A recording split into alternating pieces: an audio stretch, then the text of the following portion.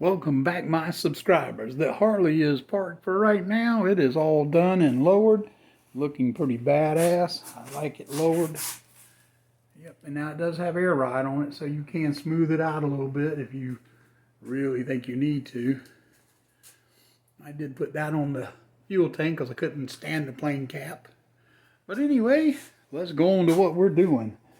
V6, Ford V6. This is for the Explorer you see sitting back over there. Came out of the Explorer. It had number 6 cylinder, had a pinhole in it. And took it to a machine shop and they cut the cylinder out, put a new standard sleeve in it. And I'm having to clean it all up because I don't want to call no names, but anyway, that's just a bunch of WD-40 keeping it from rusting up. You see all in it. But that machine shop used to be one of the best in the nations, and the man that started it all, of course, has pretty much retired. And the guy that had worked for him forever, I don't know whether he owns it, took it over or whatever, but I have never seen that man sand out something to where you had to clean.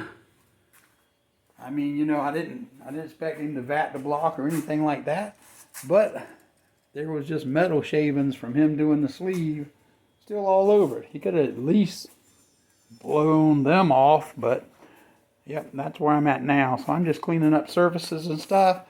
Did a crosshatch on every cylinder. You can't see them for the WD, but our next thing is going to be like rinsing it down real good, cleaning all the pistons and stuff up, and throwing the crank in there, which is still right over there in the corner.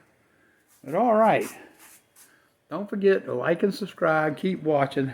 I'll show you what else we do to this V6 to get it back in the Explorer over there.